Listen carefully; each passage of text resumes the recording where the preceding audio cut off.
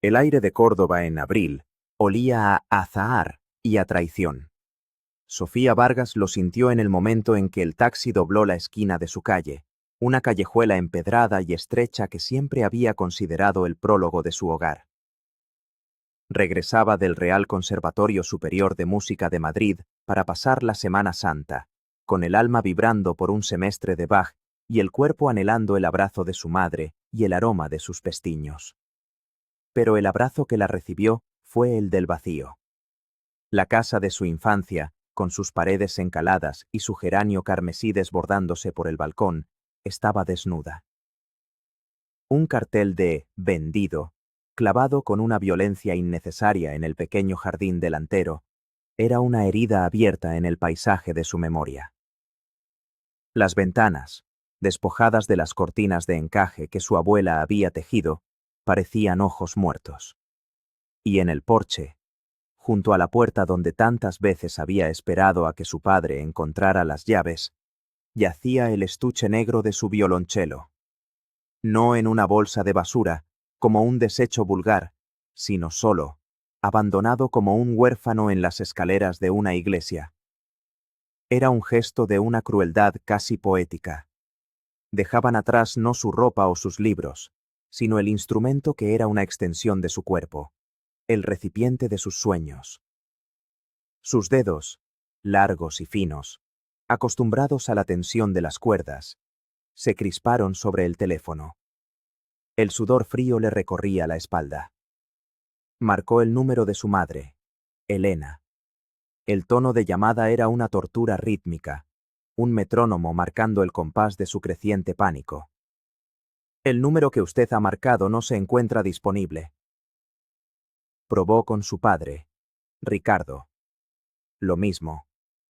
Luego con su hermano mayor, Mateo, el eterno espíritu libre, el que siempre contestaba, aunque fuera desde un bar en alguna ciudad olvidada. Nada.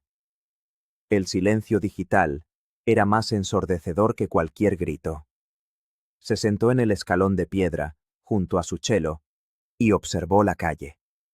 La señora Carmen, la vecina de enfrente, regaba sus macetas, evitando su mirada.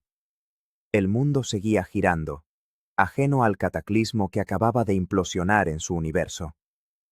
Tenía 20 años, una beca que apenas cubría su matrícula y su minúsculo piso de estudiante en Madrid, y la certeza absoluta de que la familia que conocía había dejado de existir. La familia Vargas siempre había sido un cuarteto disonante. Ricardo, su padre, era un pintor frustrado, un hombre de talento innegable y ambición marchita que culpaba al mundo de su mediocridad. Pasaba los días en su estudio, oliendo a trementina y a vino barato, produciendo lienzos magníficos que nadie compraba. Elena, su madre, era el adagio, la nota sostenida de sacrificio y resignación que intentaba mantener unida la melodía. Trabajaba limpiando las casas de los ricos, con las manos agrietadas por la lejía y el corazón desgastado por los sueños rotos de su marido. Y luego estaba Mateo, el primogénito, el allegro vivace, encantador, guapo y absolutamente irresponsable. Saltaba de trabajo en trabajo, de ciudad en ciudad, dejando tras de sí una estela de deudas y corazones rotos que sus padres siempre se apresuraban a enmendar. Está encontrando su camino, decía su madre con un suspiro. Tiene el alma de un artista, como yo, sentenciaba su padre con un orgullo injustificado. Sofía era el andante, la constante, la predecible, la que practicaba 8 horas al día, la que sacaba matrículas de honor, la que enviaba a casa parte del dinero que ganaba dando clases particulares a niños ricos en Madrid. Ella era la inversión, el billete de lotería que algún día les sacaría de la mediocridad. Su talento era el único activo familiar, la única pieza de la que todos se sentían orgullosos. Y ahora, esa pieza, junto a su instrumento, había sido descartada en un porche. La noche la pasó en una pensión barata cerca de la mezquita, con el estuche de su chelo ocupando la mitad de la diminuta habitación. No lloró. El shock había congelado sus lágrimas, cristalizándolas en una ira fría y afilada. Abrió el estuche y acarició la madera pulida del instrumento. Un hermoso cello de estudio, que había sido el mayor sacrificio económico de su familia. O eso creía ella. El aroma a resina y madera vieja era el único hogar que le quedaba. A la mañana siguiente, con la determinación nacida de la desesperación, llamó a la única persona que podría entenderla, no en el plano familiar, sino en el existencial. Su maestro en el conservatorio, Valentín Sierra. Un hombre de 70 años, una leyenda viva del violonchelo, tan exigente como brillante, con una reputación de una severidad casi monástica.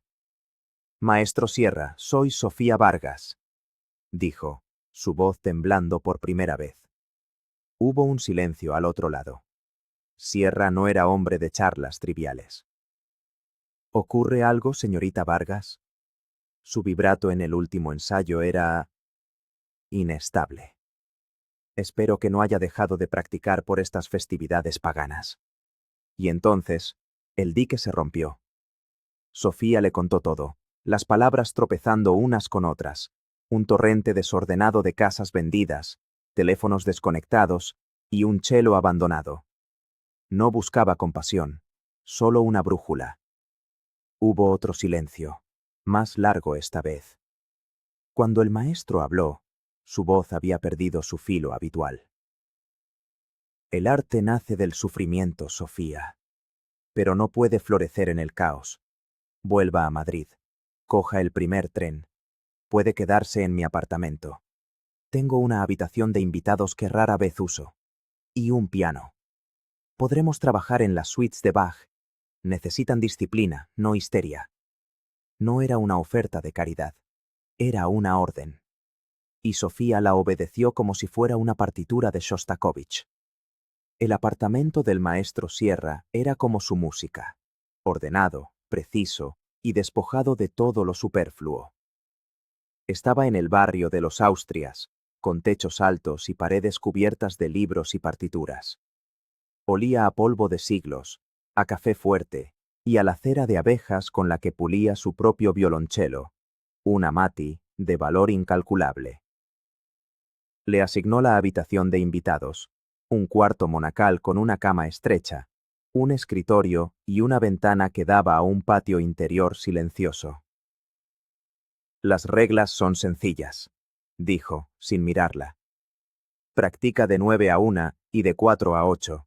No toque mis libros sin permiso. Y aliméntese. Un músico hambriento es un músico descuidado. Esas semanas que debían ser de descanso se convirtieron en el periodo de estudio más intenso de su vida. El maestro Sierra la despojó de sus malos hábitos, deconstruyó su técnica y la obligó a enfrentarse a la música con una honestidad brutal.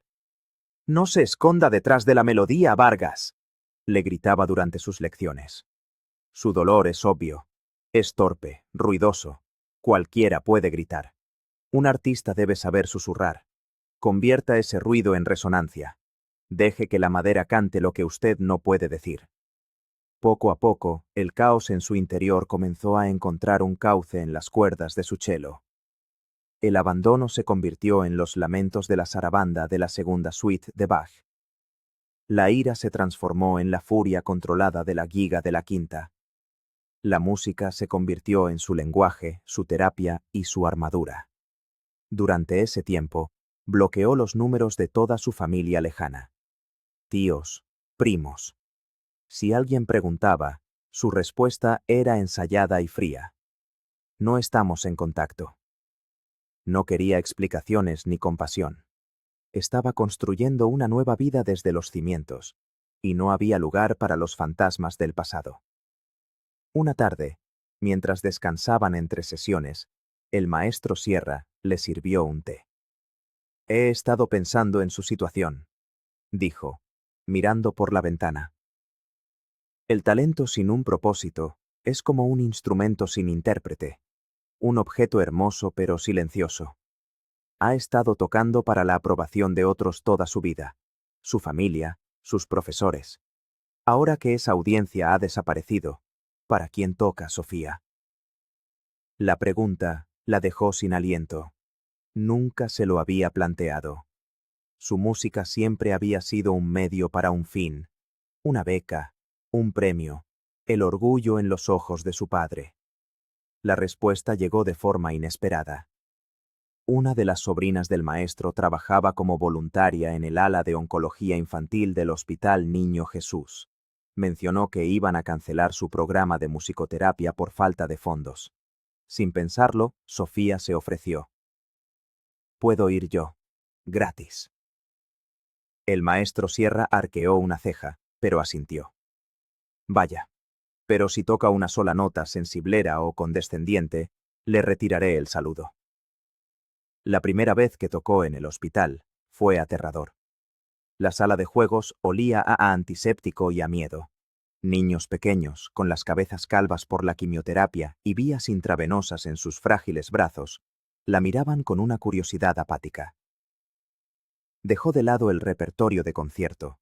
En su lugar, tocó melodías sencillas, canciones de cuna que su abuela le cantaba, arreglos de bandas sonoras de películas de Disney. Y entonces ocurrió la magia. Un niño pequeño que no había hablado en días se acercó y apoyó su cabeza en la madera del cello, cerrando los ojos para sentir la vibración. Una niña empezó a mecerse suavemente al ritmo de la música. Al final de su pequeña actuación, un aplauso débil pero sincero llenó la sala. Por primera vez, Sofía sintió que su música no era una demostración de habilidad, sino una ofrenda. Un bálsamo.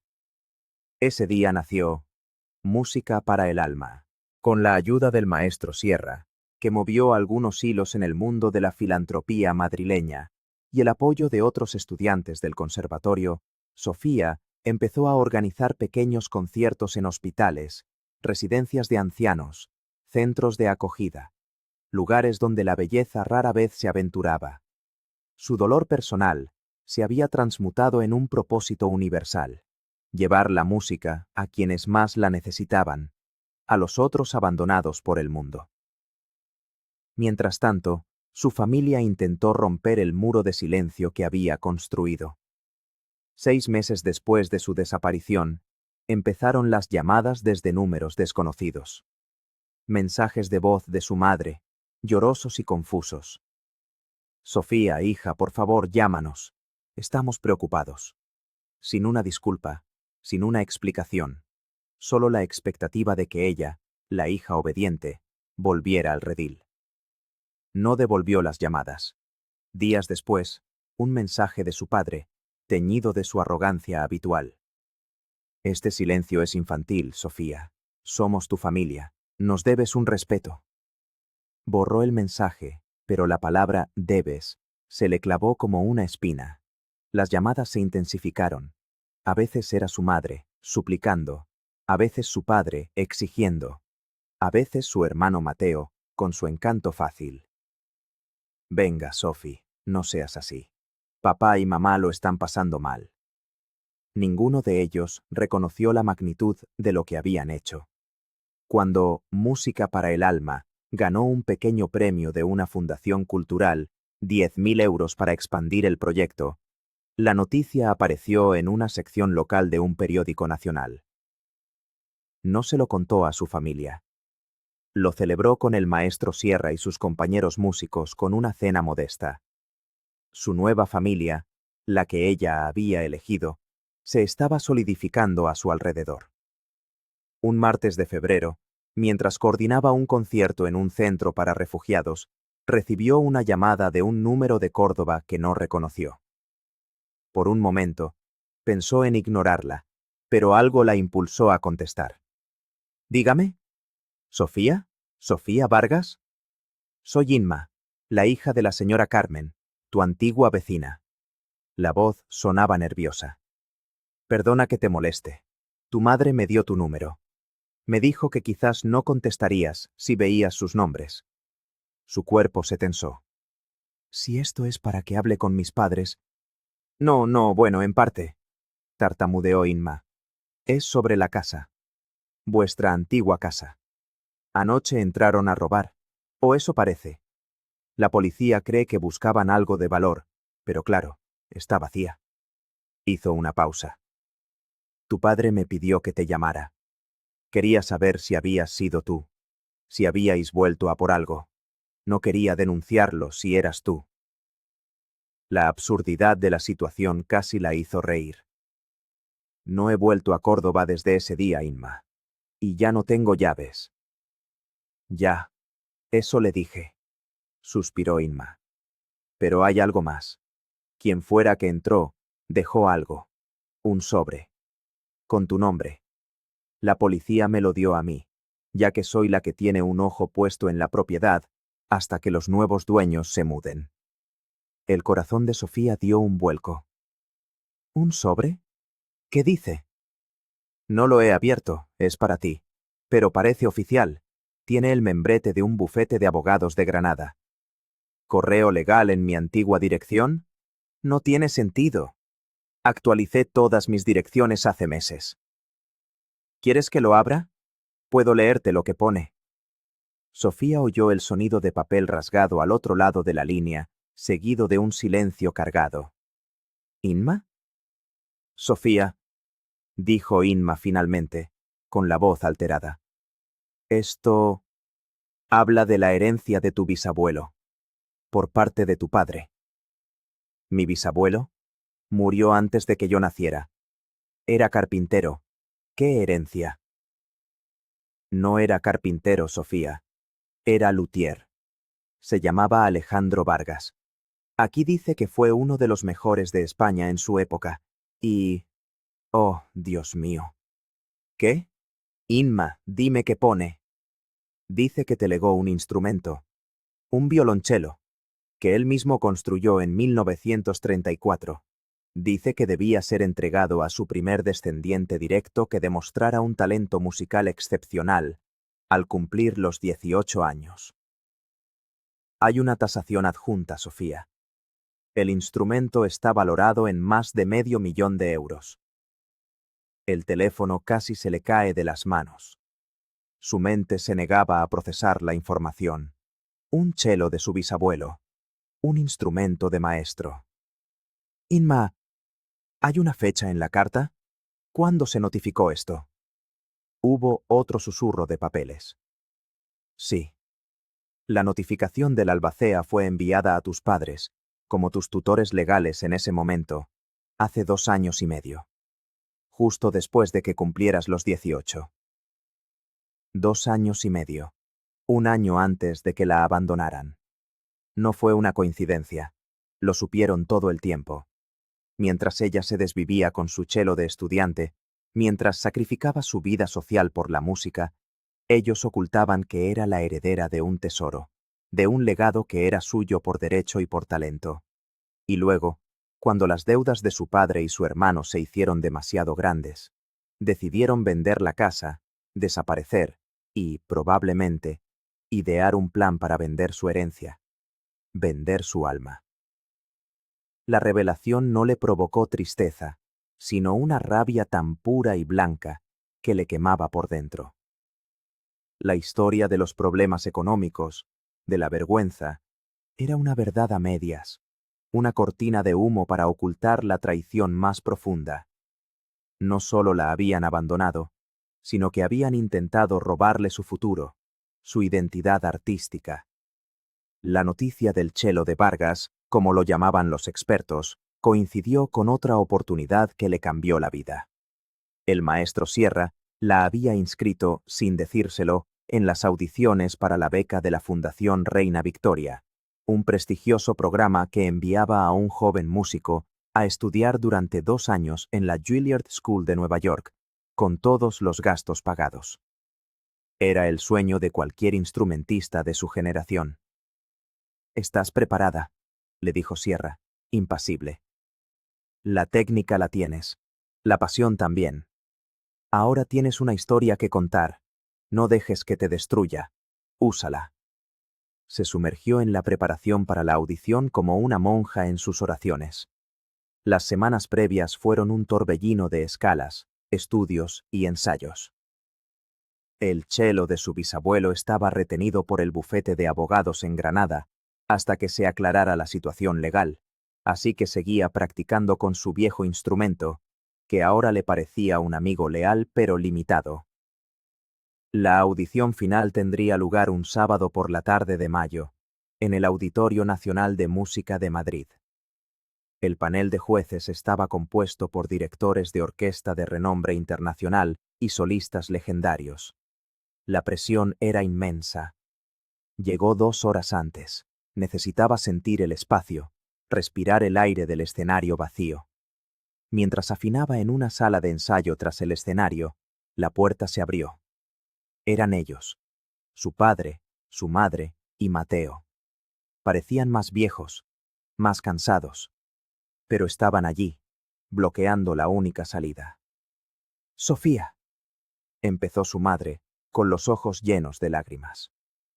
«Hemos venido en cuanto nos hemos enterado de la audición. Vimos tu nombre en el programa, en Internet». «¿Cómo os atrevéis?», susurró Sofía, aferrándose al mástil de su chelo como si fuera un salvavidas. «Cometimos un error terrible», dijo su padre, Ricardo, con un tono que intentaba ser autoritario pero que sonaba hueco. «Las deudas nos ahogaban. El chelo. Pensamos que venderlo sería la solución para todos, para darte a ti y a Mateo un futuro mejor». «¿Vender mi futuro para pagar el vuestro?», replicó ella, su voz ganando fuerza. «Ese instrumento es mi legado, es quien soy, y queríais convertirlo en dinero para tapar vuestros fracasos». «Sophie, no fue así», intervino Mateo, con su sonrisa fácil, ahora grotesca. «Fue una idea estúpida, lo admito. Pero te queremos. Somos tu familia». Sofía se puso de pie.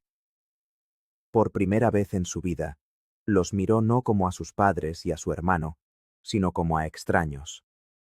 Vio la debilidad en los ojos de su padre, el pánico en los de su madre, el vacío en los de su hermano. «No. Vosotros no sois mi familia», dijo, su voz resonando en la pequeña sala. «Mi familia son los niños del hospital que sonríen cuando toco para ellos. Mi familia es un anciano en una residencia que llora en silencio al escuchar a Bach. Mi familia es un maestro severo que me dio un techo y me enseñó a convertir mi dolor en belleza. Vosotros sois solo las personas cuyo ADN comparto. Y eso, he aprendido, no significa nada». Se dirigió hacia la puerta. Su padre intentó detenerla, agarrándola del brazo. «No puedes darnos la espalda así. Después de todo lo que hemos hecho por ti». Sofía se zafó con una fuerza que no sabía que poseía. «¿Qué habéis hecho por mí? Me disteis la vida, es cierto, y luego intentasteis quitármela, pieza a pieza. Ahora, si me disculpáis, tengo una audición, tengo una historia que contar». Salió de la sala sin mirar atrás, dejando tras de sí los restos de su vida anterior. Sus manos no temblaban. Su pulso era firme. Caminó hacia el escenario, hacia la luz solitaria que iluminaba una silla y un atril. Se sentó.